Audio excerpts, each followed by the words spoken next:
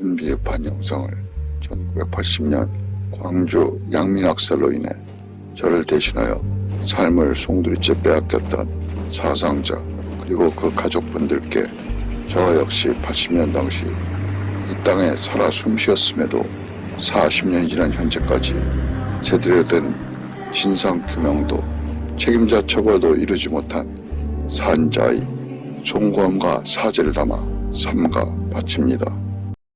5.18 광주 양민학살 추모 40주기 쓰러진 진실에 대한 고찰 묻은 갱생원을 중심으로 일제강점기로부터의 해방 이후 미 군정기 이승만과 군부 독재기를 거쳐 1980년 광주 양민학살에 이르기까지 35년의 세월이 필요했다면 이후 탄생한 신군부 독재로부터 현재까지 그보다 더 긴 40년의 시간이 흘렀습니다. 40년 세월 동안 광주 양민학살에 대한 진상규명과 책임자 처벌 관련 민초 요구는 끊이지 않았으나 아직도 건재하기만 한 최종 발포 책임자는 얼마 전 이곳 광주 법정을 방문 뒤늦게나마 진심 어린 사죄 한마디라도 내뱉기를 바랬던 민초의 열망을 짓밟고 다시 부정과 짜증만을 반복한 채 홀가분하게 귀가했습니다.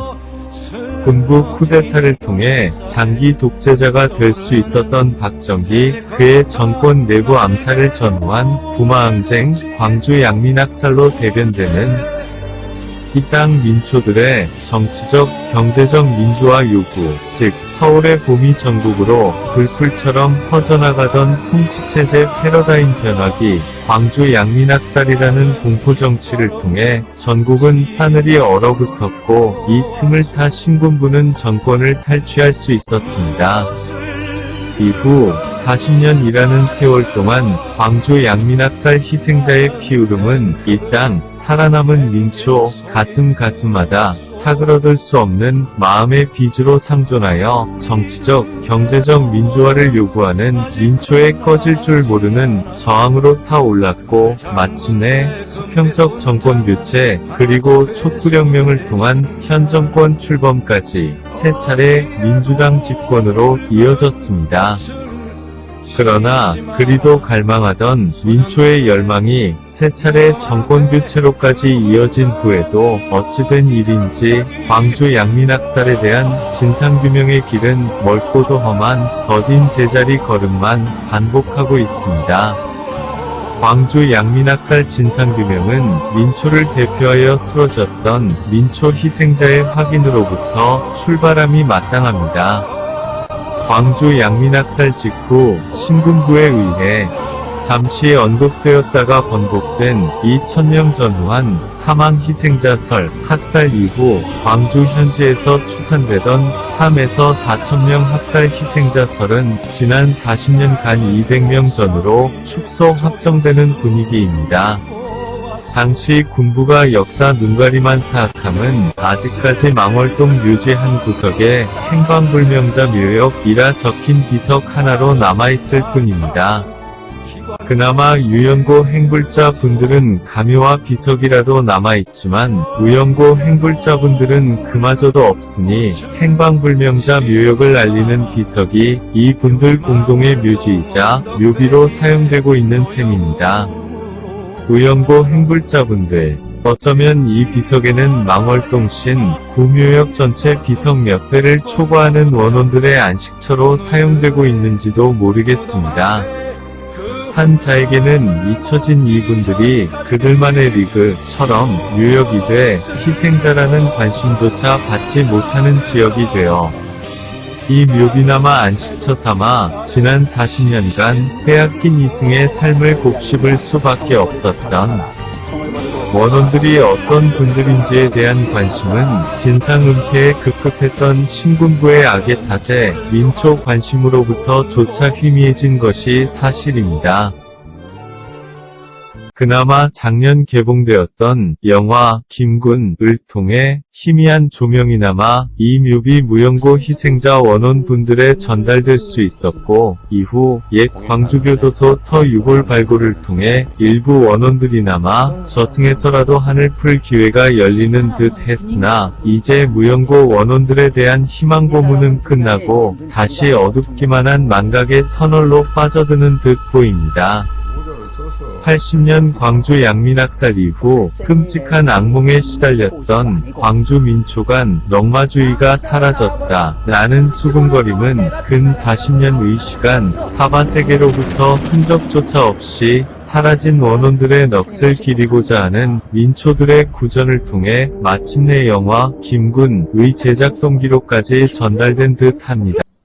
1980년 광주 양민학살 당시 가장 열성적으로 시민군에 참여했던 광주 민초 중에는 적지 않은 10대 후반, 20대 초반에 아직 삶을 꽃 피워보지도 못했던 청소년 또는 갓 청소년기를 벗어난 청년들이 적지 않았습니다.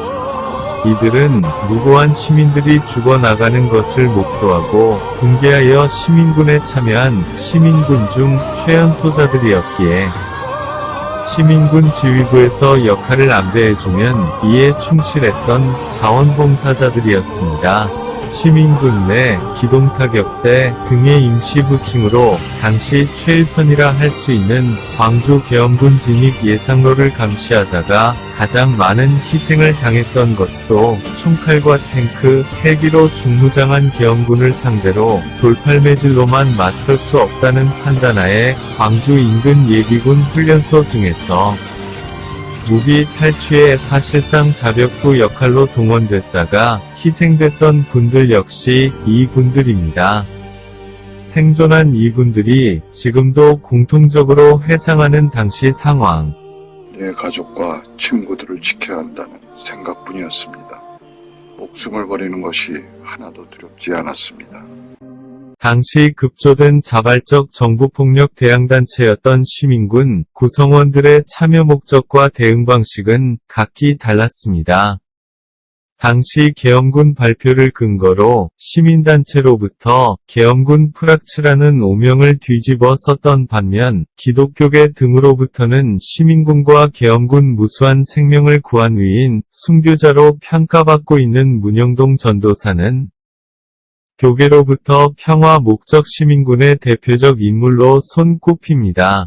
당시 27세 호남신학대 4학년 재학생이자 광주의 주둔한 전투교육사령부가 있던 상무대의 교회에서 1979년 7월부터 전도사로 심우했던 문영동 전도사는 최후까지 도청을 사수했던 인물로 시민군 무기회수 시 화순탄광에서 가져온 다이너마이트를 도청 지하실로 옮긴 뒤 이 폭력관리 책임을 담당했습니다.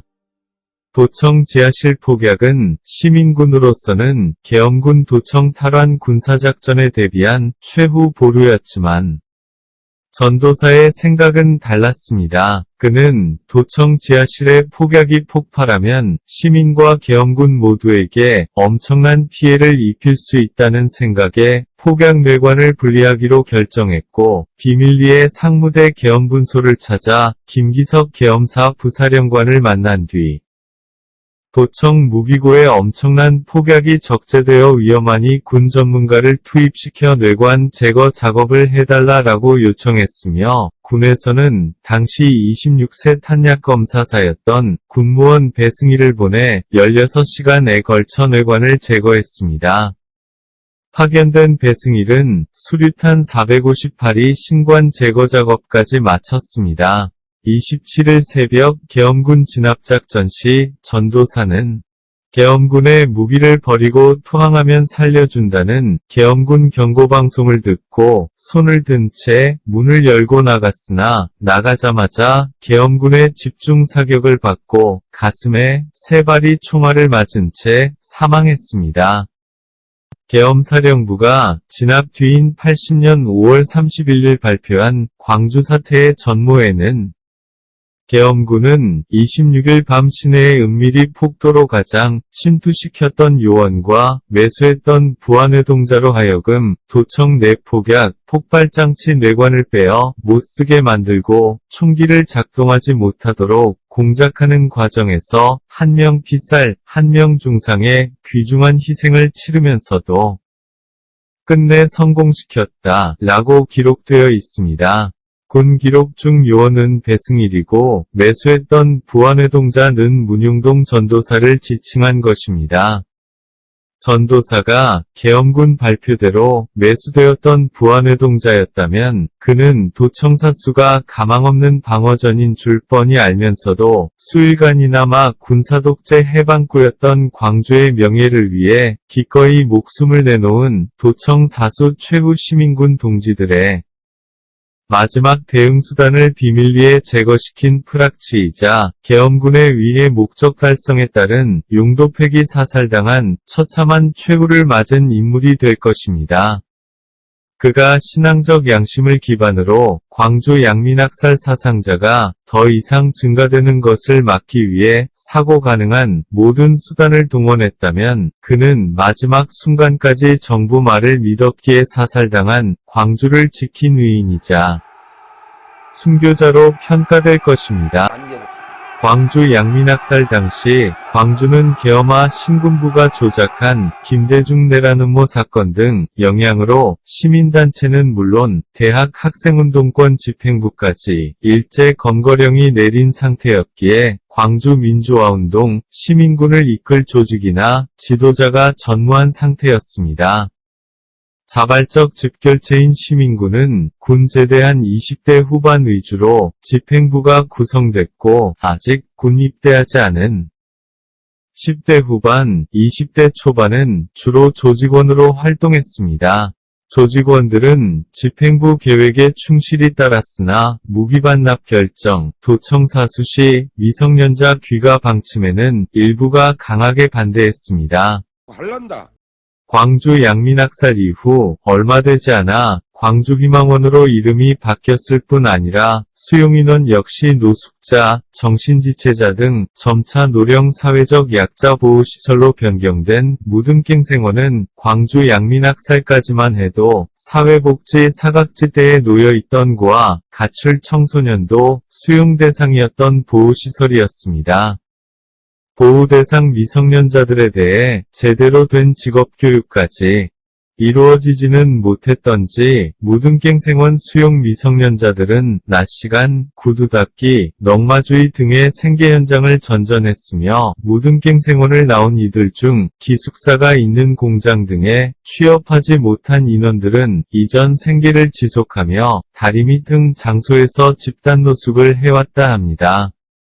광주 양민학살 당시 이들의 무기 반납 거부, 도청사수를 고집한 이유는 이미 계엄군 예상 진입로, 감시를 해왔던 이들로서 시민군이 계엄군의 매복 사격을 당했던 광주대 앞도로에서 가까운 무등갱생원, 하천과 무등산 자락을 노출된 상태로 이동해야 하는 원주교 등 도청으로부터 그들의 거주지까지 무기조차 없는 이동은 불가능하다. 계엄군 완전 철수 이전 그나마 도청이 가장 안전하다 판단했기 때문으로 추정됩니다. 시민군까지 참여했던 프라이드가 있던 이들로서는 귀가 관련 유형고자가 이해하기 힘든 고민, 즉 무형고자이자 언제든지 계엄군 표적이 될 수 있는 개방된 공간에 거주한다는 한계에 봉착했던 것입니다. 광주, 양민학살 이후 왜 광주 시민들은 넝마주의가 사라졌다, 수군거렸을까요? 혹시 광주 양민학살 이후에도 광주 민주화 운동을 매도할 목적으로 무형고자, 젊은이들을 꾸준히 잡아들였으며 목표물의 함부를 목적으로 사살 이후 안매장하지는 않았을까요? 그래서는 안되겠지만 산자의 쿠데타 정통성 확립을 목적으로 혹시라도 일반인들이 기억하는 광주 학살 이후까지 음지의 무연고자 청소년, 청년에 대한 증거인멸 목적 사살과 안매장이 지속됐다면 광주 양민학살 진상규명의 범주는 뒤늦게나마 새로운 국면에 처할 수밖에 없습니다. 지만원 등 전두환 논리 지지 세력들이 그토록 오랜 시간 광주 민주화 운동 시민들 사진 위에 무수한 붉은 점을 찍어 북조선 특수요원으로 소개하는 어이없는 장면을 볼 때마다 저들의 자신감과 확신을 뒷받침하는 미처 밝혀지지 않은 은폐된 희생 여부를 상상하며 저는 몸서리를 치고는 합니다. 12년 동안 연구한 이 책의 결론은 광주 사람들이 시위대는 형성한 적은 없다. 광주 시위는 북한군 600명이 와서 저지른 폭동이다. 광주 사람들은 여기에 분화비처럼 뛰어들어서 부역을 했다. 따라서 민주화 시위도 없었다. 누가 날 잡아가도 이 분석에는 틀림없다.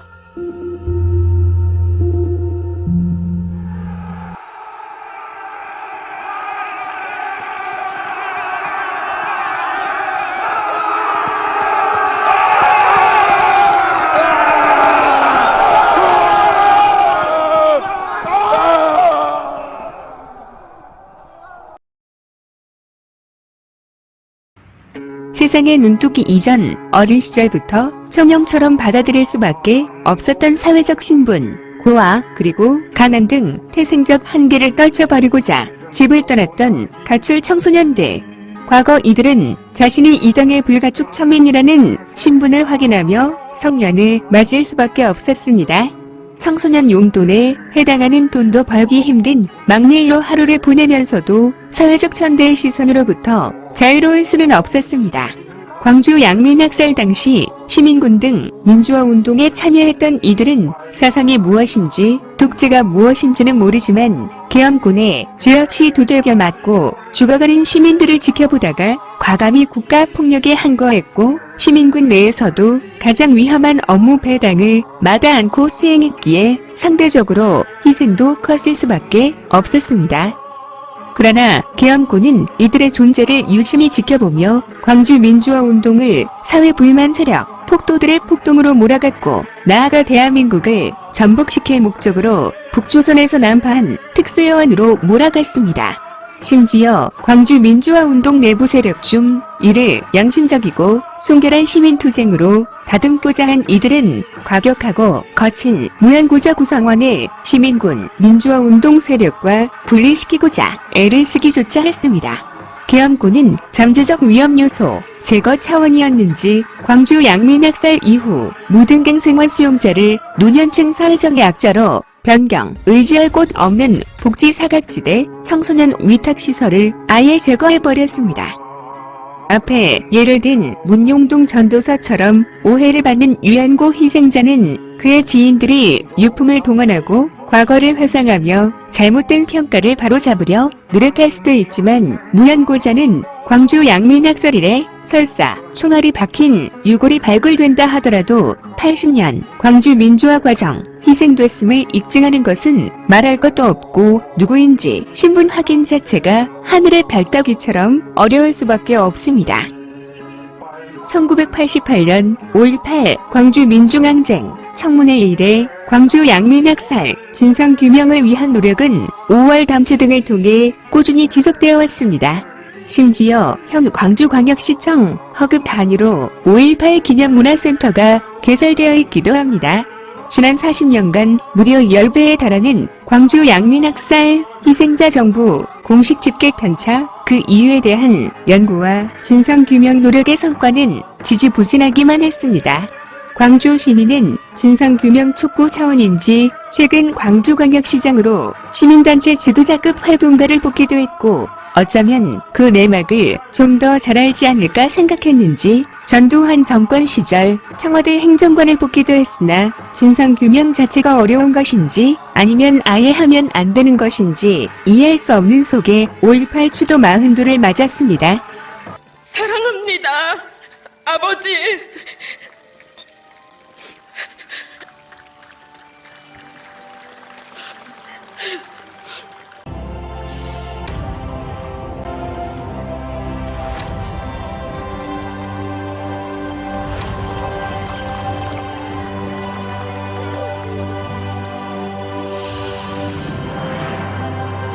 대통령은 당시 민주화운동 세력에게 큰 죄책감을 남겼다고 말했습니다. 특히 민주화를 요구하며 서울역에 모였던 대학생들이 해산을 결정하면서 광주만 고립됐다고 회고했습니다. 그 부채의식이 그 이후 그 민주화운동을 더욱더 확산시키고 촉진시키는 그런 계기가 되었다고 생각합니다.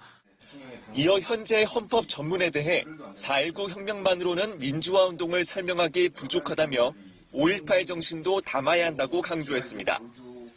견이 논의가 된다면 헌법 전문에서 그 취지가 반드시 되살아나야 한다고 생각합니다. 지난 대선 당내 경선 과정 중 얻은 고구마 발명에 뜨끔했는지 문재인 대통령은 민주화 관련 기념식마다 듣는 이를 속 시원하게 하는 사이다 발언을 서슴지 않고 있으며 감동스러운 장면도 곧잘 연출하십니다.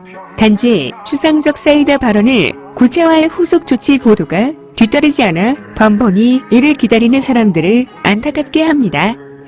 40주기를 맞은 광주 양민학살 추모의 진전 없는 진상규명을 희생자 생전 한 맺혔던 삶의 구조 변화로 승계, 원혼들의 넋을 기리는 방향으로 추모 방식 패러다임 전환할 필요가 있지 않나 조심스럽게 진단해봅니다. 일례로 시민군 중 무양고 어린 희생자들, 그들의 노예의 사회 불가촉 천민으로 성년이 됐음을 확인해야만 했고 정부에 의해 사회 불만 세력 폭도로 나아가 북조선 남가 요원으로 내몰렸을까요? 무한 경쟁을 의미하는 자본주의는 그 속도를 따라올 수 없는 사회 구성원, 사회적 약자를 포용할 수 있을 때 비로소 국가 운영체계가 될 수 있습니다. 자유는 반드시 평등을 수반해야만 하는 것입니다. 지금이라도 과거 무연고 희생자들과 같이 어려서부터 한 맺힌 삶을 살아야만 하는 청춘을 예방하기 위해서 제도적 보완과 과감한 복지 투자가 이루어져야 하지 않을까 생각합니다.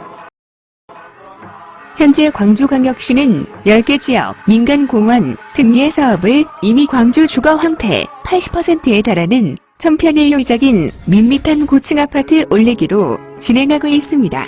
이 중 한 곳 정도는 청소년 복지타운으로 재설계, 시민군 무연고 희생자의 삶을 반복하고 있는 현 청소년들에게 안락한 숙식 제공, 연령별 정규교육 및 희망자에 대한 다양한 직업교육이 이루어지는 대한민국 미래에 대한 투자로 변경하는 것은 어떨까요?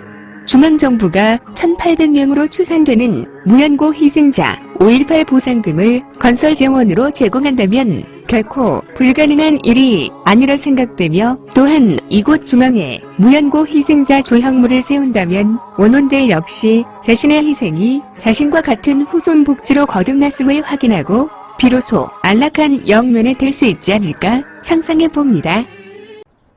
광주 양민학살 40주기 다시는 이 땅에 참담한 비극이 반복되지 않기를 염원하오며 40년이 넘도록 영면하지 못하시고 이 땅을 떠돌고 계시는 5.18 영령들께 자신의 무능이 한스럽기만 한 산자는 삼가 엎드려 사죄를 올리오며 영면의 그날이 조속히 현실로 다가오기만을 기원합니다.